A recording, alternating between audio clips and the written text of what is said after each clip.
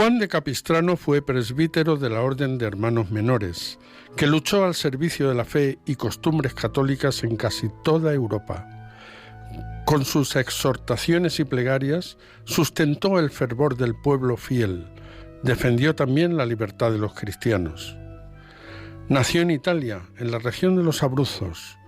Después de estudiar Derecho, ejerció el cargo de juez, hasta que ingresó en los franciscanos.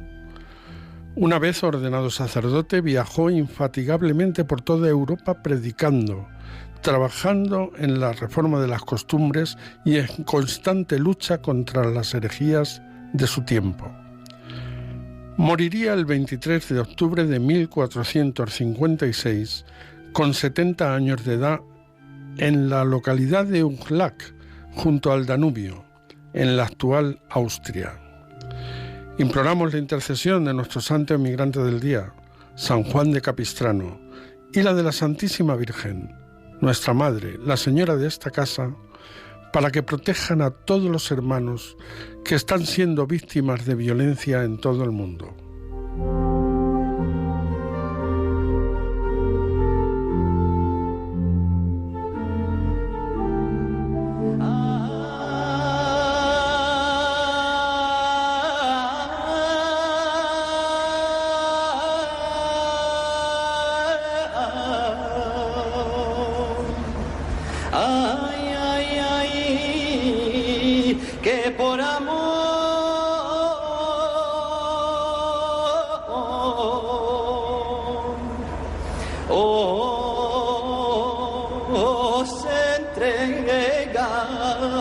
Bajo el peso del madero y en un paño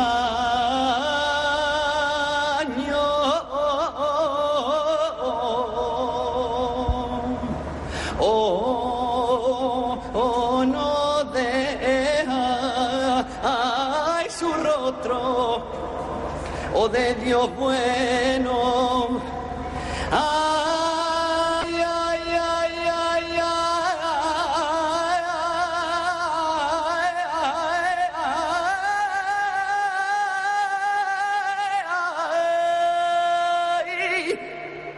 Y en un paño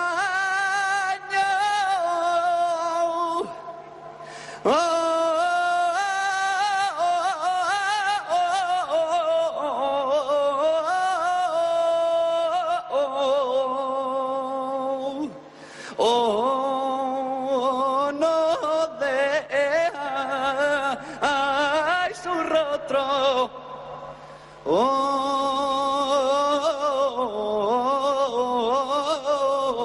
de Dios bueno.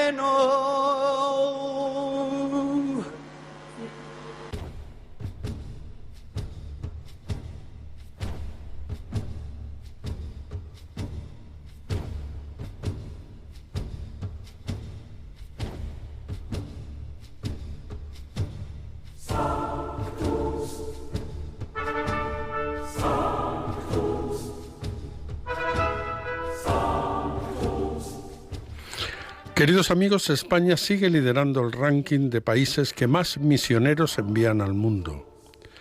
Más de 10.000 españoles han dejado su tierra para marcharse lejos, muy lejos, a proclamar la palabra de Dios, al tiempo que ayudan a los pueblos en los que se integran a salir de la situación de precariedad en la que se encuentran.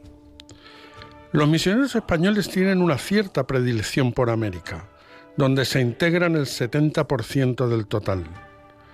Dentro de esta zona, Perú con 673, seguido de Venezuela con 576 y Argentina con 486, están a la cabeza de los países donde más misioneros españoles están destinados.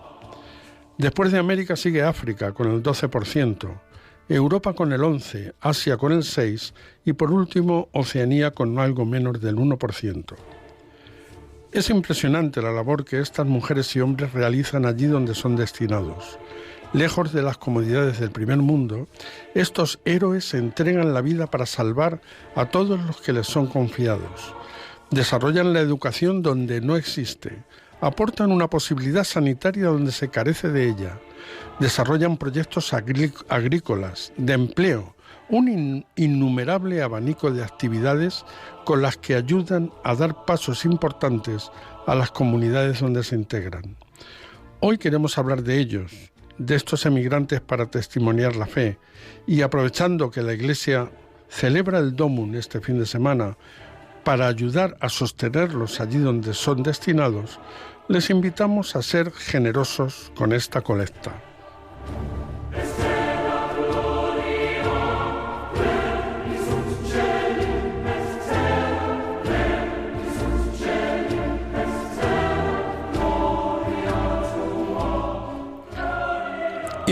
Imaginen ustedes a unos jóvenes que han desarrollado brillantemente sus estudios. Encuentran un trabajo y su vida comienza a evolucionar dentro de lo que se espera en una sociedad para gente brillante como la nuestra, capaz de asumir responsabilidades. Pues bien, llega un momento en el que estos jóvenes se dan cuenta que la vida que quieren no es esta. Renuncian y se marchan lejos, muy lejos. Y allí intentan desarrollar un proyecto de ayuda a los más débiles. Este es el caso de nuestros primeros invitados en el programa de hoy, Ginés Sánchez y Natalia Montero. Ginés, buenas tardes y gracias por acompañarnos. Hola, buenas tardes, Ángel. ¿Qué tal? Te voy a preguntar tu caso concreto, aunque supongo que será muy similar al de Natalia, pero luego se lo preguntaremos a ella. Sí. ¿Qué ha sucedido para que lo dejes todo? Un presente brillante y un futuro más aún, para marcharte a Sudán. Bueno, Ángel, es una pregunta un poco compleja. Han sucedido muchas cosas porque esto es un camino, ¿no? Que uno empieza y va descubriendo cosas nuevas, pues cada vez que uno se fía, ¿no? Y confía en esas inspiraciones que va teniendo, ¿no? Entonces, bueno, mi primer contacto con el tema de la misión fue con Daniel y Lola en la misión Emanuel, que resulta que tenían sus instalaciones, por así decirlo, al lado de donde yo trabajo, ¿no? Entonces yo iba todas las mañanas a trabajar y me encontraba su instalación allí, que es como una especie de poblado, ¿no? Y ellos son un matrimonio vinculado a los comonianos, que tienen un montón de niños y también acogían inmigrantes. Entonces un día me pasé por ahí y estuve desarrollando con ellos un voluntariado, que era cuando yo salía de trabajar, pues me dedicaba con ellos a ayudarles con el tema de la acogida, muy humildemente también. Y ahí pues yo me di cuenta de que a mí me hace muy feliz todo lo que es la entrega, ¿no? O sea, yo pienso que me siento muy agradecido al Señor por haberme dado todo lo que me ha dado y compartir, aunque sea solamente un poquito, para mí es lo más grande, ¿no? Entonces yo siempre salía de ahí con una sonrisa de oreja a oreja. Pues sin quitar también que siempre es difícil, ¿no? Incluso aquí, que esto es a pequeña escala, siempre había momentos difíciles y momentos que a uno le hacen sufrir, ¿no? Pero para mí me hacía sentir que yo estaba haciendo lo que realmente quería hacer, ¿no? Y pues por ese camino pues fui atando cabos y enganchándome de una liana a otra como Tarzán, ¿no? Y entonces, pues nada, me invitaron a ir a Sudán a ser profesor de universidad allí y dije que sí. O sea, no es que tenga una necesidad de ir a Sudán concretamente, sino que dije que sí, como podía haber dicho que sea cualquier otro proyecto que tuviera estas características, ¿no? De salir al encuentro del otro y de poder vivir de forma coherente a mi fe, ¿no? Que no sea solo una cosa del domingo de ir a misa, sino que sea una cosa integral, ¿no? Que pueda estar en toda mi vida, ¿no? Eso es básicamente. Y Ginés, ¿cómo surge Sudán? Porque está claro que a través de Daniel y Lola entraste dentro del mundo comboniano y supongo que darías más pasos para que te hicieran esta oferta. ¿Cómo surgió esta oferta? Simplemente me presenté aquí a Mundo Negro, en la calle Arturo Soria, que es la sede de los combonianos aquí en Madrid, y estuve hablando con el superior y con mi perfil, pues él me sugirió que a lo mejor la universidad tecnológica que ellos tienen en Jartún era apropiada para mí. Bueno, yo soy ingeniero informático, no sé si lo... Uh-huh. Entonces, bueno, pues a mí me hubiera dado igual ir a cavar pozos, a enseñar matemáticas o castellano o cualquier otro destino, o sea, me hubiera dado igual, pero quizá en este campo pues yo pueda servir mejor a los demás, ¿no? Entonces me ofrecieron esto y yo dije que sí, también, o sea, también con muchas barreras, porque allí hablan árabe y tal, y bueno, e inglés. Yo por suerte controlo un poco de inglés y podré dar clases en inglés, pero también con esas barreras, pero yo pensé que también era apropiado para mí, ¿no? Entonces me pusieron en contacto con el director de la universidad allí, que también es español, es el don Jorge Naranjo, y ya él me introdujo y la verdad que muy bien con él. Provoca vértigo, Ginés, Sudán, porque Sudán es un país enorme, gigantesco, todo el mundo lo ha estudiado en geografía, pero realmente sabemos poco de Sudán, ¿no? Uh-huh. ¿Cuál es la pregunta? ¿Te provoca vértigos? ¿Te produce hormiguillo en el estómago el decir, me voy a marchar a un sitio totalmente desconocido para mí?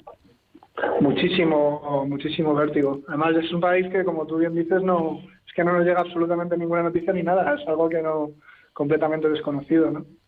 Entonces sí que me produce mucho vértigo, me da un poco de reparo el choque cultural que va a haber, que va a ser muy grande, ¿no?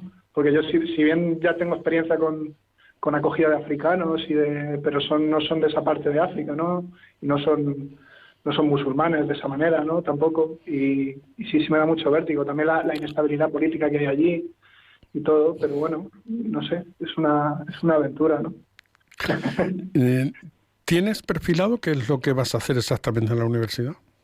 Sí, bueno, son dos cosas. O sea, sería dar clase allí de Computer Science, de ciencias de la computación. Entonces tengo 4 asignaturas que ya me han asignado y las estoy preparando en mis ratos libres cuando salgo de trabajo. Y luego, por otro lado, hay una incubadora de startups. No sé si los oyentes conocen el concepto. Una startup es una pequeña empresa que montan los estudiantes del Comboni College. Entonces, a veces hay algunas ideas muy buenas que pueden ser disruptivas, pero necesitan ayuda para lanzarse al mercado y convertir realmente una idea en un negocio, ¿no? En algo práctico. Entonces, pues allí voy a estar con mi novia, ayudándoles también a esto es a lo que se va a dedicar más concretamente Natalia, ¿verdad? Sí, eso es. Ahora después le preguntaremos a ella. Ginés, ¿qué dice la familia cuando tú les dices que te vas a Sudán? ¿Tus padres? A mi familia le desagrada profundamente esta idea, o sea, no lo vamos a mentir, ¿no? O sea, yo es que tengo una vida muy cómoda, tengo un trabajo muy bueno y mis padres, pues lo que querrían de mí seguramente es que yo me casara con mi novia, que nos queremos mucho, que tuviéramos hijos, que nos compráramos una casa, y les da mucho miedo, ¿no? Tienen sobre todo mucho miedo. Pero bueno, yo creo que en el fondo también ellos entienden algo, ¿no? O empiezan a entender el sentido de todo esto, ¿no? Mi padre me propone proyectos alternativos, ¿no? Me dice, quédate aquí en España, adoptamos a un chico a un inmigrante, a un chico problemático incluso, ¿no? Y le educamos y puedes hacer tu actividad misionera y tu fe la puedes llevar aquí localmente, que es verdad por otra parte, pero no es eso lo que yo siento por dentro, ¿no? Entonces sí que es verdad que poco a poco entienden un poco el sentido de todo esto, pero a la familia no le gusta. Pero bueno, y en tu trabajo los compañeros, tus jefes, ¿cómo lo han aceptado? O sea, el que un tipo con un futuro brillante de pronto diga, lo dejo todo y me voy a Sudán. ¿Te han dicho que estás loco? Con mucha naturalidad. Hay alguno que me dice que me admira, lo cual a mí siempre me genera mucha incomodidad porque, no sé, yo prefiero pasar más desapercibido, ¿no? Pero bueno, sí, no sé, les gusta la idea. Lo que sí que he notado ha sido un gran apoyo por parte de mis compañeros de profesión y de mis amigos que también son ingenieros y todo esto. Todos ellos se han volcado conmigo, me han ayudado a preparar las clases, incluso varios de ellos se han propuesto para venir a dar algún seminario a Sudán. O sea que en ese sentido sí que hay un gran apoyo, ¿no? de su parte. Y luego, pues nada, mis jefes y todo esto, pues tampoco les agrada mucho porque yo soy una pieza supongo que importante para ellos, pero son buenas personas en el fondo, ¿no? Aunque tengan que llevar a cabo toda esa actividad. Aunque sean jefes, ¿no? Aunque sean jefes, efectivamente, tienen que cumplir su papel de jefes, pero en el fondo yo les tengo mucho aprecio y yo sé que tienen muy buen corazón. Entonces, ellos sí que lo llevan más o menos bien, ¿no? ¿La perspectiva que os planteáis es a medio, largo plazo? Pues nos han dicho que entre 8 meses y un año. Yo pienso que don Jorge le gustaría que estuviéramos ahí un tiempo con él. Pero bueno, lo que vamos a probar en principio es un curso académico, ¿no? Que es lo que hacen allí en la universidad. Uh-huh. Y luego, pues con perspectiva de regresar, o si os gusta, estamos abiertos. Se puede alargar. Estamos abiertos a lo que venga. O sea, cuando te vas nunca sabes si te vas a adaptar, si te vas a estar cómodo viviendo, si eso es para ti.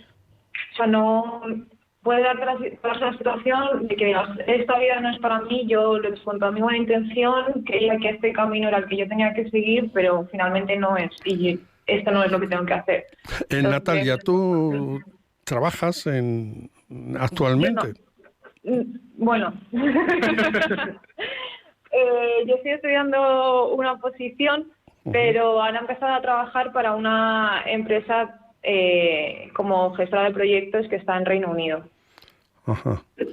Y nada, bueno, ellos, la empresa para la que empecé a trabajar, saben, bueno, yo he sido como he empezado ahora, pues yo les he comentado mi plan, ¿no? De irme a Sudán en diciembre y quedarme allí un año. Ellos no han puesto ningún problema, no les ha extrañado la decisión, igual que a cualquier otra persona que le cuente el plan, pero al final la gente, no sé, al final yo creo que lo entiendes, ¿no? Si te explican las razones de por qué de verdad te quieres marchar y qué es lo que quieres hacer, yo creo que todo el mundo lo termina entendiendo y le parecerá más raro o menos raro, pero no sé, creo que al final yo creo que es esa necesidad de ayudar a los demás que la tenemos todo el mundo, pero puede estar más escondida en algunos casos que en otras. Y cuando conectas en ese pequeño punto de ayudar a los demás y de servir a los demás y de querer hacer algo por el resto de personas, ahí yo creo que todo el mundo termina comprendiendo las razones por las que te quieres ir. Natalia, ¿quién de los dos inició la idea? Ginés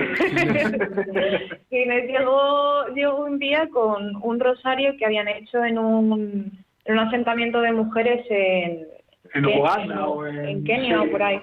En Kenia. Y me dijo, toma, y yo dije, pues muchas gracias por el rosario, pero yo no entendía nada y me dijo, es que nos vamos a Sudán, y le dije, pues venga, ¿cuándo?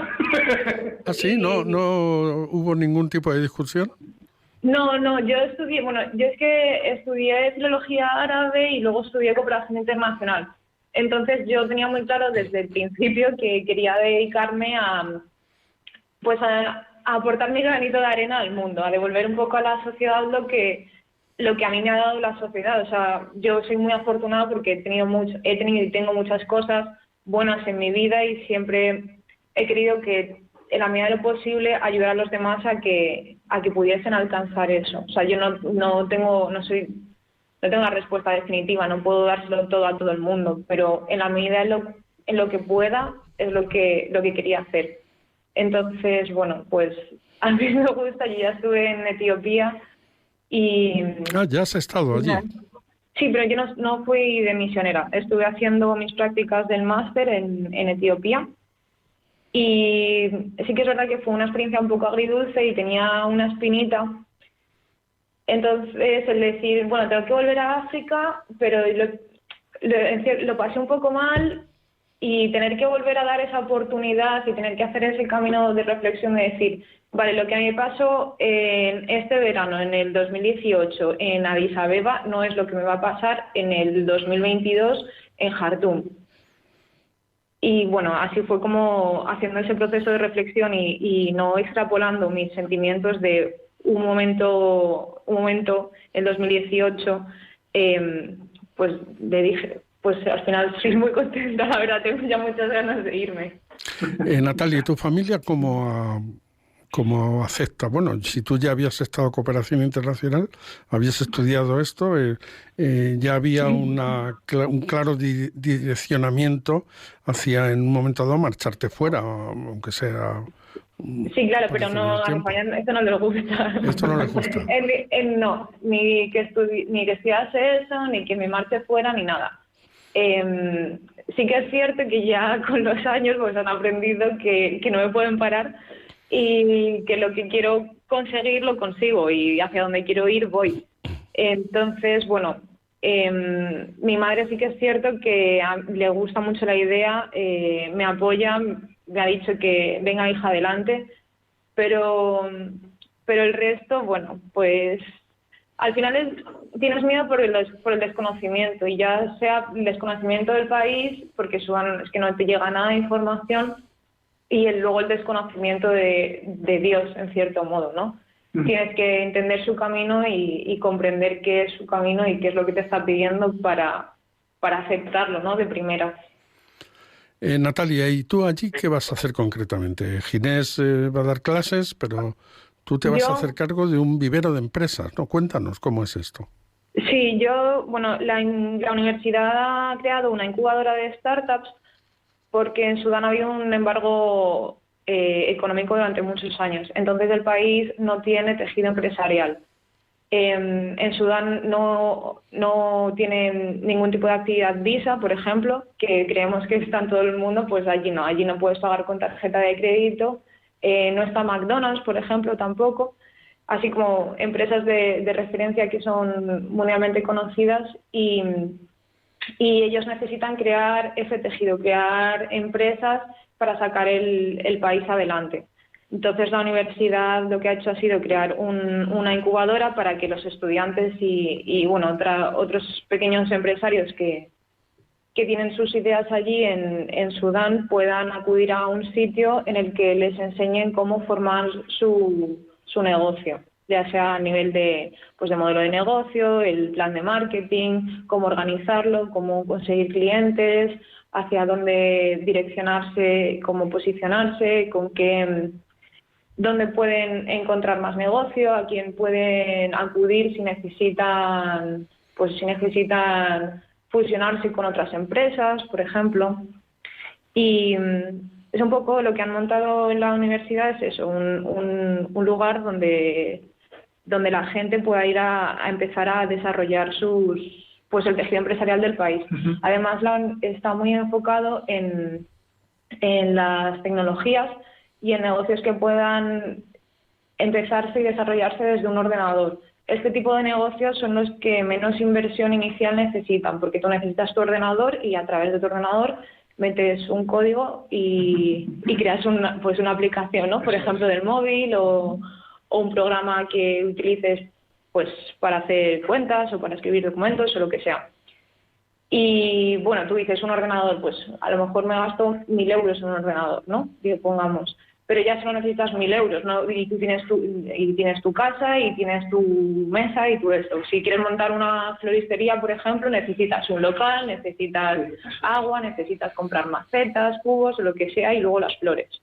Entonces, esa fue la idea, tener un sitio de referencia y luego crear negocios que necesiten muy poca inversión inicial. A todo esto hay que decir que la universidad en la que vamos a estar es el Commonwealth College de Jartum, que es la única universidad que acoge estudiantes musulmanes y cristianos, y que la mayoría de los estudiantes cristianos son refugiados de Sudán del Sur y de los países colindantes, son gente sin recursos. Entonces, también ahí hay una gran obra misionera, ¿no?, desde mi punto de vista. Y ahora permitirme una pregunta tal vez un poco indiscreta. ¿Esta decisión, este viaje, retrasa o acelera vuestros planes de boda? Pues yo creo que yo creo que ni los retrasa ni los acelera. Yo creo que es el momento en el que vamos a darnos cuenta si sí o si no. O sea, yo creo que irnos a Sudán va a ser el momento decisivo para muchas cosas en nuestra vida, y ya no solo para crecer nosotros como persona individualmente o a nivel personal y profesional y espiritual, sino también a nivel de pareja. Durante este tiempo hemos conocido a algunas parejas que han estado en la misión y sí que es cierto que todos ellos nos han comentado que eso les ha unido más. Eso es. Uh-huh. Pero bueno, eso Está por ver, pero bueno. está por ver qué es lo que va a pasar en Sudán. Natalia está esperando que yo hinque la rodilla y le pida matrimonio. Hombre, creo que no deberías retrasarte ni un minuto más, Ginés. Vale, pues esta misma tarde a lo mejor se lleva una sorpresa. Pues sí. Pues te tenemos que invitar a Ángel, si nos casamos. Efectivamente. Sí, claro, yo me voy a Sudán allí y retransmitimos en directo la boda. Eso es lo más bonito. Ginés Sánchez y Natalia Montero, es un verdadero placer hablar con vosotros. Yo me gustaría que no perdiéramos el contacto y dentro de unos meses, pues cuando ya llevéis allí 3 o 4 meses, poder contactar con vosotros y que nos contéis cómo va esa experiencia. Pero entre tanto, os deseamos todo lo mejor, todo el éxito, porque será un bien, vuestro éxito será un bien para la gente de allí. Y bueno, y que esa prueba de fuego a la que vais a someter vuestra relación, pues se afiance más aún y se haga muy fuerte. Muchísimas gracias por acompañarnos esta tarde en Raíces. A ti, gracias a ti, Ángel. Un fuerte abrazo. Hasta luego, buena tarde. Hasta luego, buena tarde.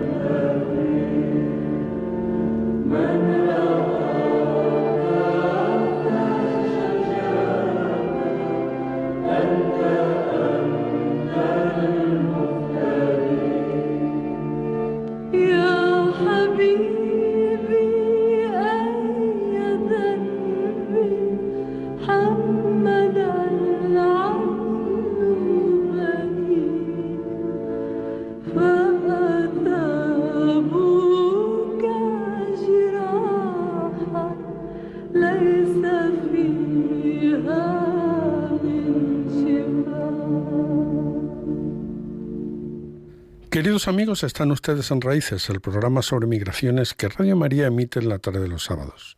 Continuamos en África. Nuestra anterior invitada, Natalia Montero, nos hablaba de que había estado haciendo prácticas de sus estudios en Etiopía, en Addis Abeba. Y es allí donde nos vamos ahora, a Etiopía. En el centro de este país, en La Garba, el padre Paul Schneider, un sacerdote español que antiguamente desarrollaba su misión en la localidad madrileña de Villanueva de la Cañada, lleva ya varios años dejándose la vida para proclamar la palabra de Dios y ayudar al pueblo que le ha sido confiado. El padre Paul ha sido visitante varias veces en nuestro programa, pero ahora vamos a buscar una nueva perspectiva. En su antigua parroquia de Villanueva de la Cañada ha surgido una iniciativa para recabar fondos con los que apoyar los proyectos que desarrolla este sacerdote. Una de sus antiguas feligresas ha tenido además el valor de marcharse hasta allí y pasar un tiempo con el padre Paul. Montserrat Urigüen, muchas gracias por acompañarnos esta tarde en Raíces. Muchas gracias a ti, Ángel, y felicitaciones por tu programa. Monse, ¿cómo fue aquello? ¿Cómo se te ocurrió? Tú que eres una madre de familia numerosa, marcharte a una tierra inhóspita como Etiopía. Bueno, pues por amistad con el padre Paul, que había sido un vicario en mi parroquia durante 6 años, pues él fue realmente contagiándome un entusiasmo y un deseo de conocer la labor que él hace desde cerca, como ser testigo en primera persona, en primer lugar por un bien para mí misma, y en segundo lugar pues porque tenía la ocasión de, pues yo había trabajado con niños y de hecho sigo en contacto con ellos en el área de catequesis, y entonces pues tenía un gran deseo de pasar una temporada pues entre niños que eran completamente distintos a la experiencia que yo tengo occidental de lo que es un niño. Entonces esto me movió a desplazarme y a conocer a los niños de su misión. ¿Qué es lo que más te impactó? Porque cogiste un avión, te bajaste en Addis Abeba y allí ¿qué pasó? ¿Cómo era muy diferente de lo que esperabas? ¿Qué es lo que más te llamó la atención de lo que te encontraste allí? Pues sí, fue ciertamente un viaje complicado. Yo llevaba muchísimo peso, sobre todo porque llevaba medicinas, llevaba comida, llevaba ropa, juguetes, manualidades, ropa, llevaba objetos litúrgicos. Y entonces aterricé en Addis Abeba, donde es verdad que en ese momento el padre Paul disponía de un vehículo que tenía 40 años y no tenía frenos, y me encontré pues en una ciudad muy distinta a lo que yo conozco de Occidente, una ciudad con mucha pobreza, con muchísimo tráfico, con una falta de de prudencia, pero me encontré también una alegría enorme pues de ver la felicidad que uno se preguntaba de dónde nacía, ¿no? Del padre Paul, cómo en el medio de tanto caos se puede ser feliz. Y ahí ya empezaron las preguntas, ¿no? Pues esto, ¿qué hay más allá de una vida que parece caótica?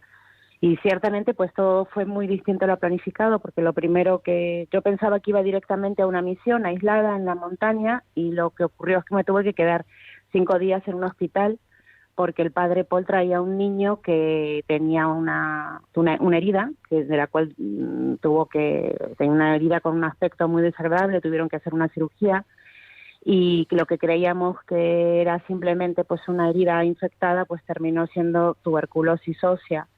Entonces lo primero que me encontré fue rompiendo mis planes, ¿no? O sea, que uno se imagina en una situación un poco naif, ¿no? De que uno va a ayudar, sí, pero la verdad es que uno no elige el modo en el cual va a ayudar, ¿no? Entonces para mí fue una cura de humildad muy grande, porque es que me empecé a dar cuenta que yo no iba simplemente porque me apetecía o porque el padre Paul era mi amigo o por curiosidad, sino que me topaba con el dolor mismo de las personas y se me pedía algo distinto de lo que yo había planificado.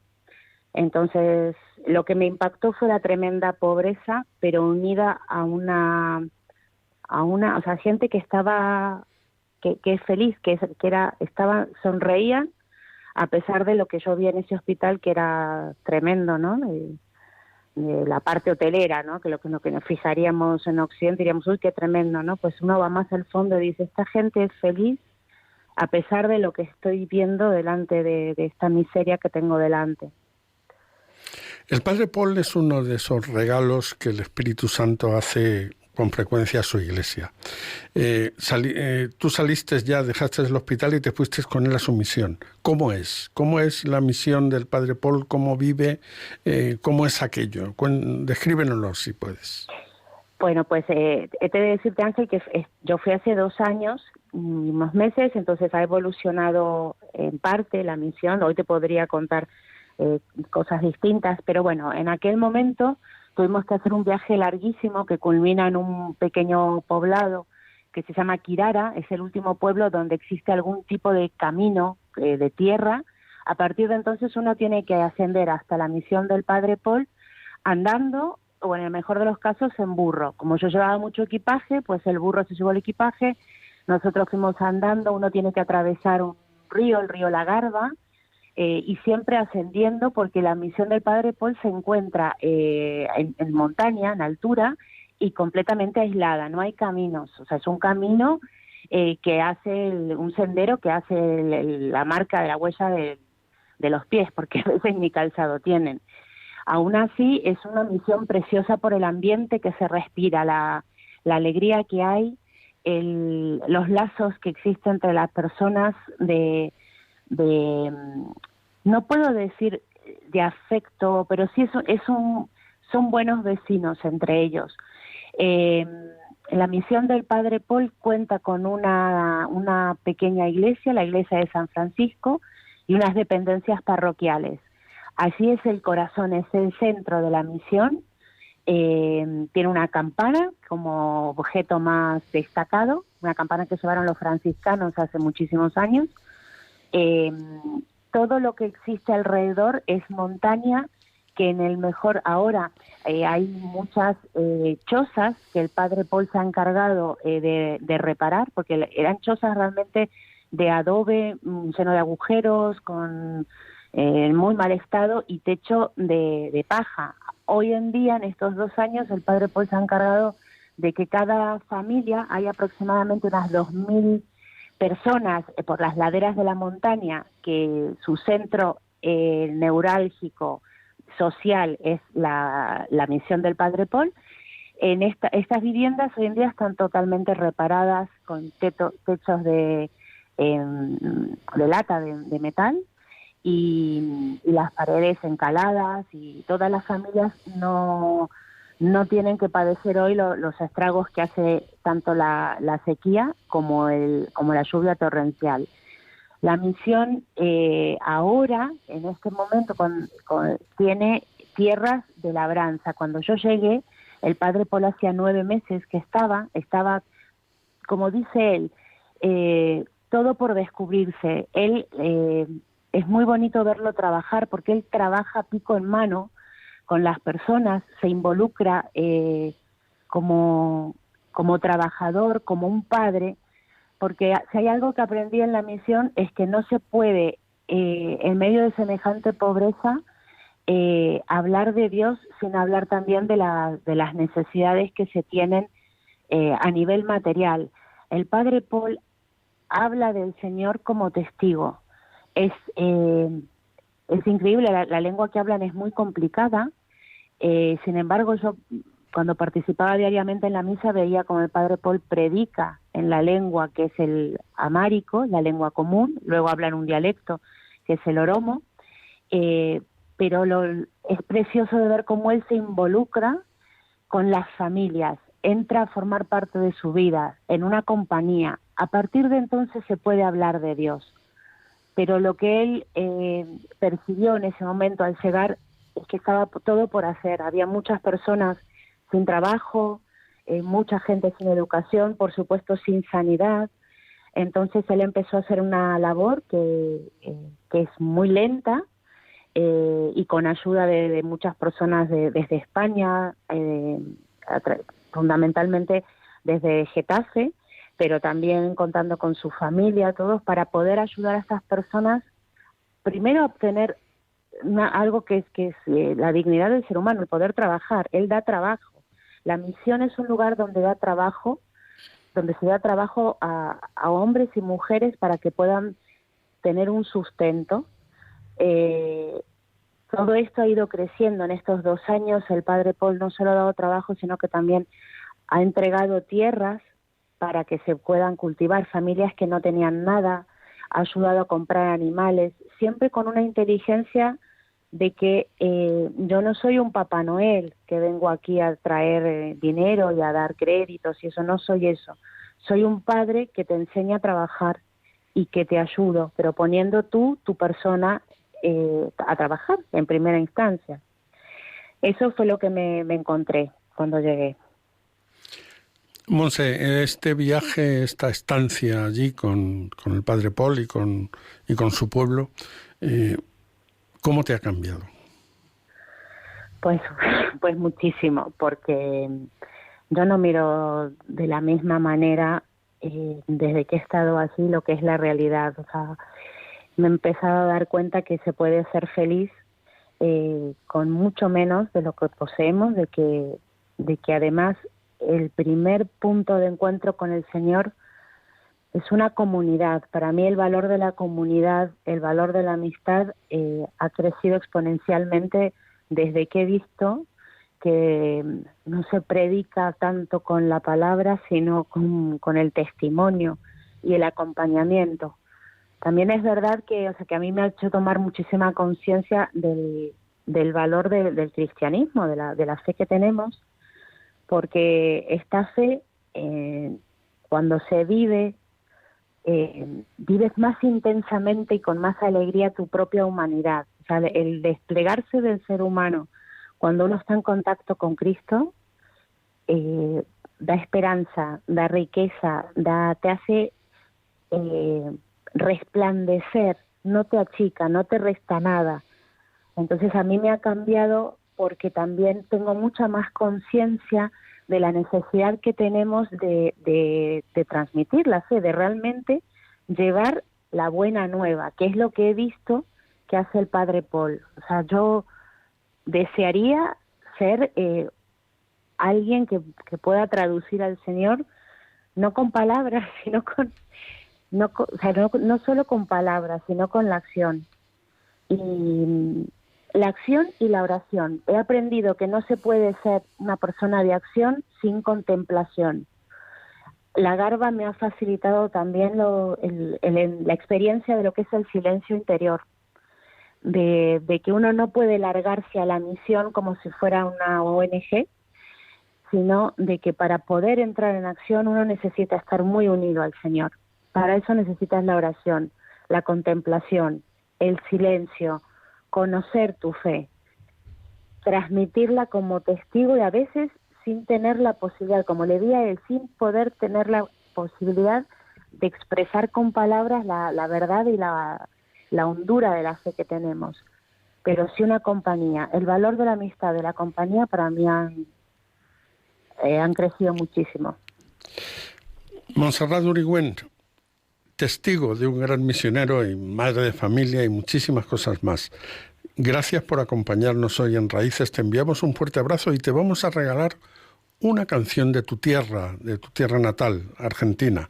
Y además cantada por un cantautor que no es de los que uno puede comprar a través de las redes sociales o en las tiendas de discos. Te enviamos un fuerte abrazo. Muchas gracias. Adiós.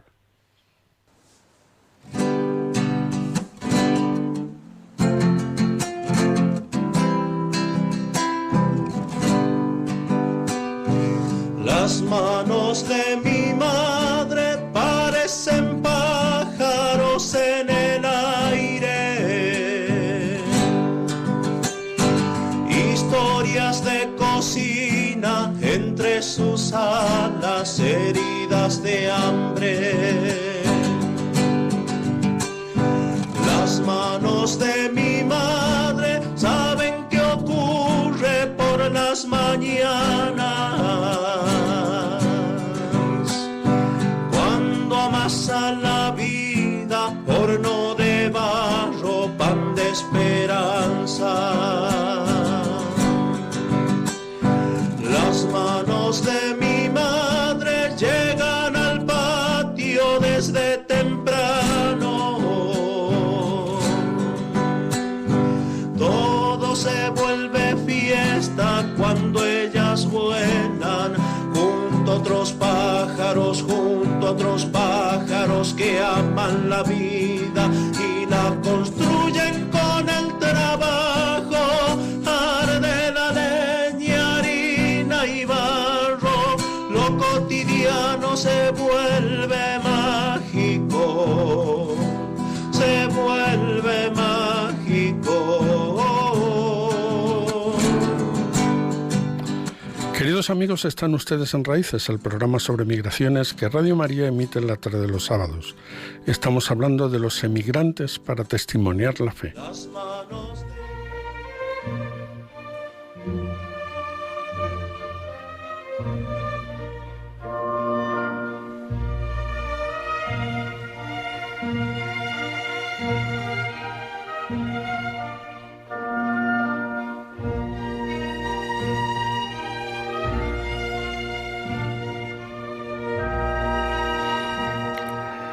Sentir de golpe el peso de las horas, la madrugada fría en las entrañas, las luces de un sudor que no es de nadie. Morir, querer, dormir. Desmantelar minutos uno a uno, ceñirse al cuerpo espeso de la noche. Gritar entre las mantas y el abismo. Morir, saber, callar. Desmerecer los únicos avisos, los últimos vestigios del pecado y madrugar al filo de la duda. Soñar, poder, morir.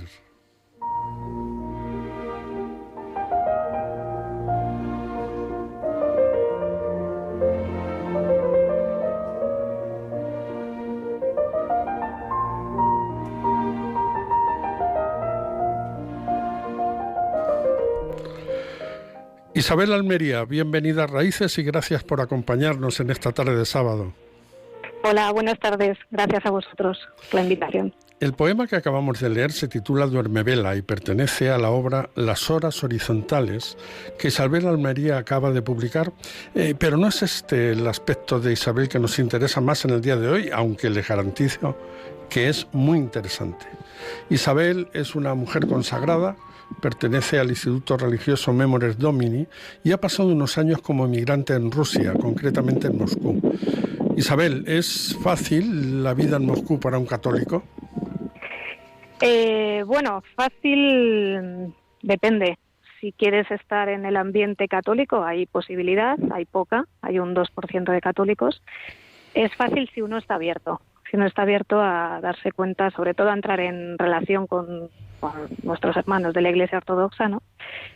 Porque en general es un país que, bueno, está bastante, digamos, descristianizado también. La Iglesia Ortodoxa en los últimos años está reviviendo mucho, pero la mayoría de la gente, los jóvenes, vienen de familias ateas, de una tradición no creyente. Entonces, bueno, pues fácil depende en qué sentido y cómo te quieras mover. No es fácil si quieres estar cerrado, lógicamente, pero yo creo que eso tampoco es la misión de los católicos. ¿Pero la relación con los ortodoxos se propicia? Porque hemos leído que hay en algunos aspectos hay mucha presión de la Iglesia ortodoxa que se ha convertido en, al menos desde que Vladimir Putin ha llegado al poder, pues como en la Iglesia oficial, ¿no? Sí, hay un poco de todo. Vamos a ver, las oficialidades nunca son buenas en la Iglesia, ni en la ortodoxa ni en la católica, creo yo. Y un poco la Iglesia, efectivamente, como tú dices, lo que le está pasando es pues un poco lo que pasó en España también en los años en los que el poder defendía a la Iglesia, ¿no? Yo creo que en ese sentido Putin sí que se declara cristiano ortodoxo, pero también creo que está manipulando mucho esa idea. En lo que se refiere a los fieles, pues hay de todo. Yo he trabajado estos 10 años en una universidad ortodoxa, de la Iglesia Ortodoxa, y me he encontrado gente estupenda, abierta y compartiendo la fe con ellos, y me he encontrado a gente, sobre todo en las altas esferas, por eso decía lo de la oficialidad, muy cerrados y que me han puesto muchas trabas. Entonces, bueno, yo creo que sobre todo el problema está siempre cuando nos movemos en la diplomacia, en realidad. La gente sencilla en general no tiene ese problema. Hay mucho desconocimiento, sí. Yo me he encontrado gente que está asustada. Está asustada de los católicos porque también han tenido una historia muy difícil, ¿no? La Iglesia Católica allí no lo ha tenido fácil, pero tampoco quizá ha actuado siempre bien, ¿no? Con la Iglesia Ortodoxa. Entonces, bueno, la relación, digamos, histórica es difícil, ha sido difícil y todavía hay mucha gente que lo arrastra. Y que en las iglesias, pues muchos sacerdotes ortodoxos efectivamente prohíben la relación con los católicos, mientras que te encuentras también a otros que es todo lo contrario, que están abiertos, que comparten. poco de todo. En estos 10 años de trabajo en Moscú, ¿qué es lo que más te impresionó y lo que te has traído? Pues mira, yo diría un poco por ahí. Lo que me he traído ha sido sobre todo el descubrimiento de esta iglesia ortodoxa, ¿no? De la iglesia sencilla, me refiero. Vuelvo a decir, no de las altas esferas ni las relaciones diplomáticas, sino del tú a tú. El descubrimiento de, como decía Juan Pablo II, de este otro pulmón que nos faltaba, ¿no? Y descubrir que no son enemigos, sino que son hermanos y que nos compaginamos en realidad, ¿no? Para mí eso ha sido muy importante, convivir con ellos, a pesar de las dificultades, que efectivamente también las ha habido, y sobre todo eso, descubrir que lo que uno al principio le asusta por diferente se convierte en una compañía esencial. Isabel, estas horas horizontales que expresas con tanta brillantez en tu libro de poemas, ¿se han gestado allí? ¿O cuántas de estas horas son horas horizontales moscovitas, por decirlo de alguna manera? Alguna hay 3 o 4. Es verdad que el libro se ha gestado en un periodo de tiempo bastante largo, ¿no? Muchos estaban ya escritos antes de irme y otros sí se han escrito allí. Yo creo que se han llegado a compaginar de alguna forma, ¿no? Sí que hay algunos en el libro que son directamente de la experiencia moscovita, algunos dedicados a la casa donde yo estaba, de Memores Domini, a la vida cotidiana de allí también, a esta separación, ¿no? de tu casa y el ver, ¿no? Y uno que dice, si no supiera que allí está tu ángel que me espera, ¿no? Pues efectivamente hay muchos que tienen una raíz ahí, pero no todos. La mayoría en realidad están gestados antes de la estancia en Moscú. Pues Isabel Almería, misionera y poeta, y muchísimas cosas más. En primer lugar, te agradecemos muchísimo estas horas horizontales que son una verdadera delicia. Y en segundo lugar, pues te deseamos todo el éxito también en esta faceta de escritora. Muchas gracias por acompañarnos. Gracias Un fuerte a vosotros abrazo. Y que disfrutéis. Gracias.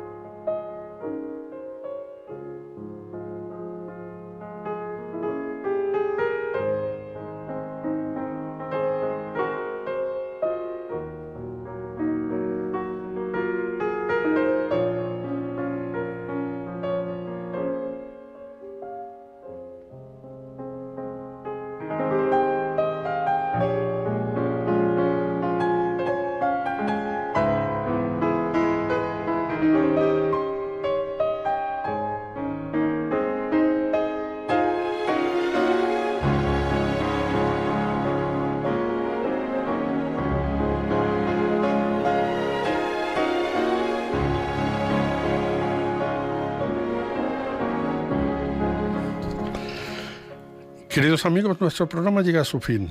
Hoy hemos hablado de migrantes que testimonian la fe.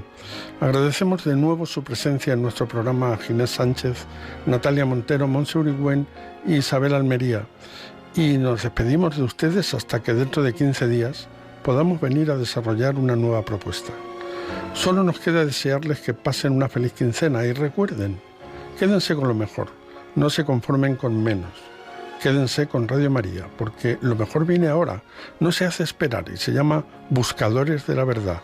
Que Dios les bendiga.